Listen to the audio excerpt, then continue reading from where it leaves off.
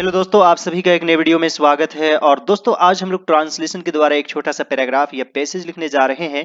तो आज का वीडियो काफी इंटरेस्टिंग और नॉलेजेबल है। आप लोग सभी इस वीडियो को अंत तक जरूर देखिएगा। और दोस्तों, मैं आप लोगों को एक एक रूल बताऊंगा, आपको कोई दिक्कत नहीं होगी। तो इस वीडियो को कृपया पूरा जरूर देखेंगे। तो चलिए दोस्तों, आज का लेसन शुरू करते हैं। परीक्षा के पहले वाली रात प्रत्येक विद्यार्थी के लिए एक डरावनी रात होती है। तो दोस्तों, लास्ट में क्या है? होती है। तो लास्ट में यदि रहेगा होता है, होती है, तो आप एम, इज, आर यूज कर सकते हैं। एम तो ज्यादातर यूज नहीं होगा, ये तो आई के साथ होता है, लेकिन इज और आर का यूज कर सकते हैं। मान लीजिए कि शेर बहादुर होता है, तो आप क्या लिखेंगे? The lion is brave. शेर बहादुर होता है। तो उसी प्रकार दोस्तों, यहां पर है डरावनी रात होती है, यानी कि इज यूज कर सकते हैं। तो दोस्तों, यहां पर है परीक्षा के पहले वाली रात, यानी कि a night before the examination.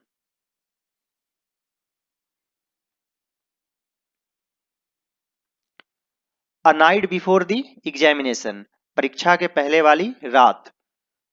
के पहले के लिए बिफोर यूज करेंगे। प्रत्येक विद्यार्थी के लिए एक डरावनी रात होती है। Is a terrible night.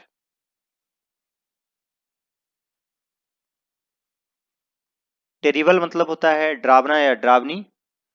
प्रत्येक विद्यार्थी के लिए, फॉर एवरी स्टूडेंट। और दोस्तों, यहां पर एवरी स्टूडेंट्स नहीं होगा, एस नहीं लगेगा, क्योंकि ईच और एवरी जो है हमेशा सिंगुलर फॉर्म को लेता है। चलिए दोस्तों, आगे बढ़ते हैं। ज्यादातर विद्यार्थी नर्वस हो जाते हैं और परीक्षा की डर से भूख खो देते हैं। ज्यादातर विद्यार्थी यानी कि मोस्ट ऑफ द स्टूडेंट्स।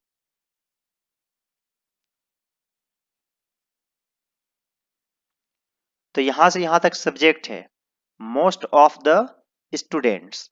ज्यादातर विद्यार्थी नर्वस हो जाते हैं। यहां पर बिकम यूज करेंगे, बिकम नर्वस।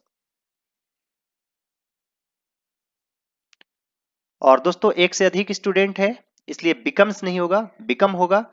यह सिंपल प्रेजेंट टेंस में है, नर्वस हो जाते हैं और परीक्षा की डर से भूख खो देते हैं। एंड लूज एपटाइट, की डर से, इसका इंग्लिश होता है फॉर फियर ऑफ। क्या होता है? For fear of. आप हमेशा यूज कर सकते हैं, यह एक फ्रेज है, फॉर फियर ऑफ, की डर से। तो परीक्षा की डर से, for fear of the examination.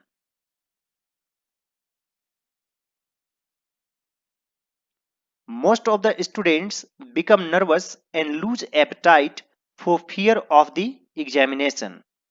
और दोस्तों, इसका सही प्रोनाउंसिएशन है एग्जामिनेशन। एग्जामिनेशन नहीं पढ़ेंगे, एग्जामिनेशन।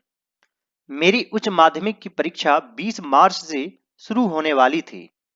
तो दोस्तों, यहां पर है शुरू होने वाली थी, जैसे मैं जाने वाला था, आई वॉज टू गो। जैसे मान लीजिए कि वह आने वाली थी, शी वॉज टू कम। इस तरीके से बनाया जाता है। तो उसी प्रकार दोस्तों, यहां पर भी वॉज टू यूज करेंगे। तो मेरी उच्च माध्यमिक की परीक्षा 20 मार्च से शुरू होने वाली थी, माई इंटरमीडिएट एग्जाम।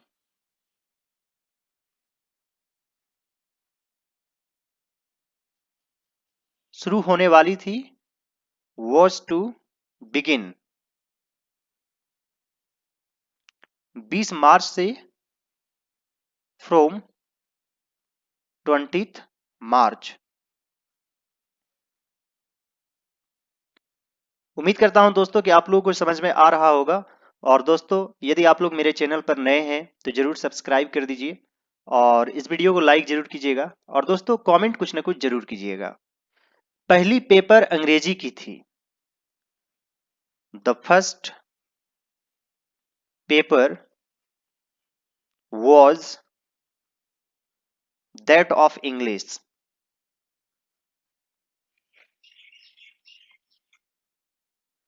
दोस्तों आपके मन में एक सवाल होगा कि यहाँ पर दैट यूज क्यों हुआ, तो आप नहीं भी दे सकते हैं, the first paper was of English भी लिख सकते हैं, बस दैट देने से थोड़ा सा सेंटेंस और अच्छा लगता है।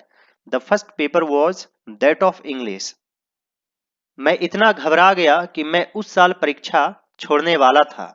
मैं इतना घबरा गया, इसके लिए आप लिख सकते हैं आई वॉज सो अपसेट। की के लिए दैट यूज करेंगे।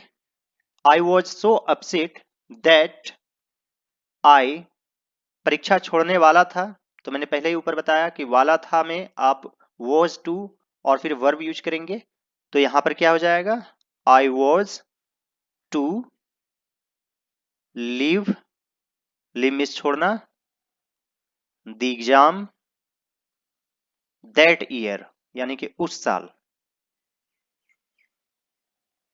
आई was so upset that I was to leave the exam that year. लेकिन मेरे एक सीनियर दोस्त ने मुझे सांत्वना दिया और कहा कि यह ज्यादातर परीक्षार्थी के साथ ऐसा होता है। लेकिन का बट यूज करेंगे, but one of my senior friends ने मुझे सांत्वना दिया, यानी कि consoled me.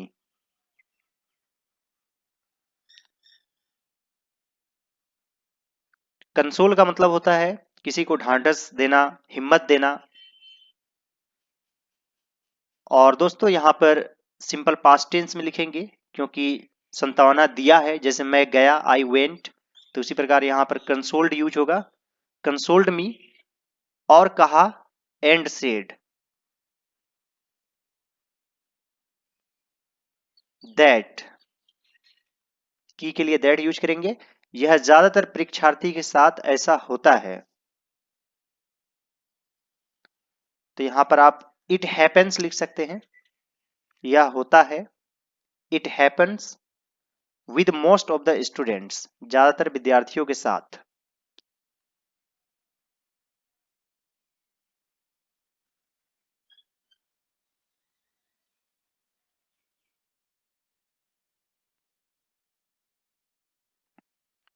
But one of my senior friends consoled me and said that it happens with most of the students.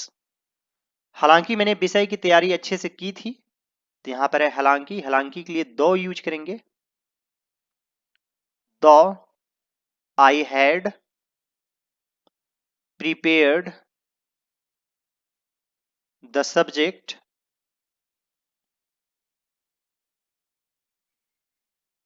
Well. Though I had prepared the subject well, इसे आप past perfect tense में भी लिख सकते हैं। यदि यहां पर दो से शुरू होगा तो हैड देना ही बेटर रहता है, और सिर्फ सिंपल सेंटेंस रहेगा, जैसे उसने खाया, तो आप ही एट यूज कर सकते हैं, और इसके साथ कुछ एक्स्ट्रा वर्ड रहेगा कि हालांकि मैंने पहले ही खा लिया था, तो वहां पर आप जैसे ऑलरेडी यूज करते हैं, तो आई हैड ऑलरेडी ईटन, तब हैड देना जरूरी हो जाता है, यानी मैं वहां कभी नहीं गया था, I had never gone there, तो नेवर यूज हो गया, ऑलरेडी यूज हो गया, तब हैड लगाना जरूरी होता है। और यदि सिंपल सेंटेंस है तो आप उसे सिंपल पास्ट टेंस में लिख सकते हैं। फिर भी मैंने अपना आत्मविश्वास और आशा खो दिया। फिर भी का लिखेंगे येट, यानी कि जब सेंटेंस दो से शुरू होता है तो जो बीच में फिर भी आता है तब वहां येट यूज करेंगे। येट मैंने अपना आत्मविश्वास खो दिया। आई लोस्ट, इसे सिंपल पास्ट टेंस में लिखेंगे, I lost my confidence and hope. Yet I lost my confidence and hope, जब वह गया मैंने फिर अपनी किताबों को व्यवस्थित किया और पूरी गंभीरता से पढ़ना शुरू किया। जब वह गया, when he left, फिर अपने किताबों को व्यवस्थित किया, यह भी सिंपल पास्ट टेंस में है, तो यहां पर क्या हो जाएगा, आई अरेंज्ड दोस्तों सिंपल पास्ट टेंस में सब्जेक्ट यूज होता है, उसके बाद वर्ब टू यूज होता है, उसके बाद ऑब्जेक्ट यूज होता है। जैसे मैंने एक पत्र लिखा, आई रोट अ लेटर। यदि आपने नहीं सीखा है तो ये जान लीजिए, आई रोट अ लेटर, मैंने एक पत्र लिखा। तो दोस्तों उसी प्रकार यहां पर भी है, व्यवस्थित किया, यानी कि आई अरेंज्ड अपने किताबों को, माई बुक्स, और पूरी गंभीरता से पढ़ना शुरू किया। एंड शुरू करना का बिगेन लिखेंगे, ये वर्ब टू है, वर्ब टू यूज करेंगे। बिगिन, बिगेन, बिगन, तो जो बीच वाला है बिगेन वो यूज करेंगे। एंड बिगेन टू रीड, पढ़ना शुरू किया पूरी गंभीरता से, with all seriousness. When he left, I arranged my books and began to read with all seriousness. मैंने 2 बजे तक अपनी पढ़ाई जारी रखी। I continued, इसे भी सिंपल पास्ट टेंस में लिखेंगे, I continued my study 2 बजे तक till 2 AM, और उसके बाद सोने गया। And then I went to bed, यानी गो टू बेड का मतलब भी होता है सोने के लिए जाना, तो यहां पर क्या हो जाएगा, went, I went to bed. बिछावन में भी मैं आधा चल रहा था और आधा सो रहा था, तो यहां पर क्या है, रहा था। जैसे मैं जा रहा था, आई वॉज गोइंग, यानी कि पास्ट कंटिन्यूअस टेंस, और यहां बिछावन में भी, इनका भी यूज कर सकते हैं, ऑन का भी यूज कर सकते हैं। ऑन द बेड, मैं आधा चल रहा था। I was half walking, and half sleeping. 3 बजे तक मैं सो गया और परीक्षा हॉल का सपना देखा। 3 बजे तक, यानी कि बाय 3 o'clock या 3 AM, 3 बजे तक मैं सो गया, तक के लिए बाय यूज करेंगे। I fell into sleep, fell into sleep यानी कि सो गया, फॉल इनटू स्लीप से बना फेल इनटू स्लीप। और परीक्षा हॉल का सपना देखा। And had a dream, and had a dream, सपना देखा परीक्षा हॉल का, ऑफ द एग्जामिनेशन हॉल। 6 बजे तक मैं उठा। By 6 AM I got up, मैं उठा। इसे भी सिंपल पास्ट टेंस में लिखेंगे, गेट से गॉट बनेगा। और अपनी किताबों और नोट्स पर सरसरी नजर डाला। एंड हैड अ करसरी ग्लांस, करसरी का मतलब होता है सरसरी, और सरसरी का मतलब होता है ऊपर ऊपर देखना। जैसे कभी कभी हम लोग न्यूज पेपर में ऊपर ऊपर जल्दी जल्दी न्यूज देख लेते हैं, तो उसे कहते हैं cursory glance. Over my books and notes, उसके बाद मैं परीक्षा भवन की तरफ चल दिया। तो यहां पर है उसके बाद, यानी देन यूज करेंगे। देन आई मूव्ड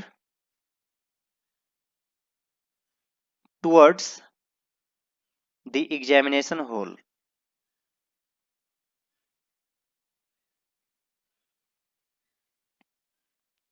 दोस्तों टुवर्ड्स का मतलब होता है की ओर। जहां पर भी आपको की ओर यूज करना हो, जैसे गंगा नदी की तरफ या गंगा नदी की ओर, टुवर्ड्स द गंगा रिवर। उम्मीद करता हूं दोस्तों कि आप लोगों को एक एक चीज समझ में आ गया होगा, और यदि यह मेरा प्रयास आप लोगों को अच्छा लगे तो इस वीडियो को जरूर लाइक कीजिएगा, और दोस्तों कुछ ना कुछ कमेंट कर दीजिए अपनी तरफ से, और मेरे सभी वीडियोज को जरूर देखिएगा। दोस्तों यदि आप शुरू से टेंस सीखना चाहते हैं तो टेंस के प्लेलिस्ट में जाइए। इसके अलावा यदि आप बिल्कुल जीरो लेवल से इंग्लिश सीखना चाहते हैं तो लेसन 1 से सभी वीडियोज को जरूर देखिए। लेसन वाइज भी मैंने आप लोगों को बताया है। और दोस्तों यह इंग्लिश सीखने का one of the best channels है, और आप जरूर इस चैनल को सब्सक्राइब कर लीजिए, मेरे चैनल के साथ बने रहिए। All right, dear students and friends, thanks for watching. Have a great day. Enjoy yourself.